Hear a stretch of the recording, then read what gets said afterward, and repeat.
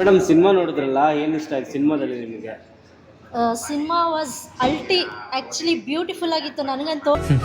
ಇವನ್ಯಾರು rose gift ಏನೂ ಕೊಡ್ದಿರಾ love ಹೇಳ್ಕೊಳ್ತಿದ್ದಾನೆ ಅನ್ನಿಸ್ತಿಲ್ವಾ?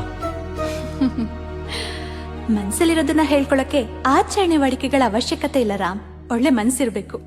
Emotion ಸೀನ್ಸ್ಗಳು ನನಗೆ ತುಂಬ ಕನೆಕ್ಟ್ ಆಯಿತು. ನಿಜವಾಗ್ಲೂ ಈಗಿನ ಯೂತ್ಸಿಗೆ ತುಂಬ ಇಷ್ಟ ಆಗುತ್ತೆ. ತುಂಬ ಟ್ರೂ ಲವ್ ಮಾಡೋರ್ಗಂತೂ ಇದು ಹೇಳಿದ್ ಮಾಡಿಸಿ ಸಿನಿಮಾ.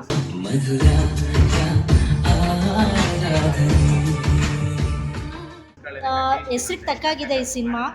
ಆ್ಯಂಡ್ ಈಗಿನ ಯೂತ್ಸ್ ಹುಡುಗಿರಾಗಿರ್ಬೋದು ಹುಡುಗರಾಗಿರ್ಬೋದು, ನಾನು ಒಂದು ಹೇಳೋಕ್ಕೆ ಇಷ್ಟಪಡೋದೇನೆಂದರೆ, ನಿಮಗೆ ಕೊನೆವರೆಗೂ ಉಳಿಸ್ಕೊಳ್ತೀರಿ ಅನ್ನೋ ಯೋಗ್ಯತೆ ಇದ್ದರೆ ಮಾತ್ರ ಪ್ರೀತಿ ಮಾಡಿ ಅಂತ ಹೇಳೋಕ್ಕೆ ಇಷ್ಟಪಡ್ತೀನಿ. ಯಾಕಂದರೆ ಪ್ರೀತಿ ಚಿಗುರ್ಬೇಕಾದ್ರೇ ಚೂಟ್ ಬಿಡಬೇಕಂತೆ. ಅದು ಬೆಳೆದು ಆಳವಾಗಿ ಬೇರೂರಿ ಹೆಮ್ಮರವಾಗಿ ಬೆಳೆದ್ಬಿಟ್ಟು ಆಮೇಲೆ ಕಟ್ ಮಾಡ್ತೀವಿ ಅಂದರೆ ಖಂಡಿತ ಸಾಧ್ಯ ಇಲ್ಲ. ದಯವಿಟ್ಟು ನಿಜವಾದ ಪ್ರೀತಿಗೆ ಬೆಲೆ ಕೊಡಿ, ನಿಜವಾದ ಪ್ರೀತಿನೇ ಮಾಡಿ. ನಿಯತ್ತಾಗಿದ್ದರೆ ಮಾತ್ರ ನೀವು ಆ ಪ್ರೀತಿಗೆ ಕೊನೆವರೆಗೂ ಉಳಿಸ್ಕೊಳ್ಳೋಕ್ಕೆ ಟ್ರೈ ಮಾಡಿ. ಟ್ರೂ ಲವ್ ಅಂದರೆ ಹೇಗಿರುತ್ತೆ ಈ ಸಿನಿಮಾದಲ್ಲಿ ತೋರಿಸಿದ್ದಾರೆ. ಆ್ಯಂಡ್ ಎಮೋಷ್ನಲಿ ತುಂಬ ಕನೆಕ್ಟ್ ಆಗುತ್ತೆ ಎಲ್ರಿಗೂ. ಪ್ರೀತಿ ಅನ್ನೋದು ಒಂದು ಪವಿತ್ರವಾದ ಸಂಬಂಧ, ಅದನ್ನು ಯಾರೂ ಅಪವಿತ್ರ ಮಾಡಬಾರ್ದು, ಕೊನೆವರೆಗೂ ಉಳಿಸ್ಕೋಬೇಕು. ಸೊ ಒಳ್ಳೆ ಮೆಸೇಜಸ್ ಇದೆ, ತುಂಬ ಇಷ್ಟ. ಸಾಂಗ್ ಮಾತ್ರ ಅದು ಒಂದು ಮಾತಿಲ್ಲ.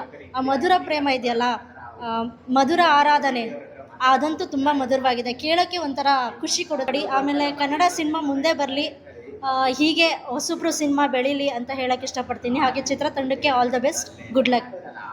Thank you ma'am.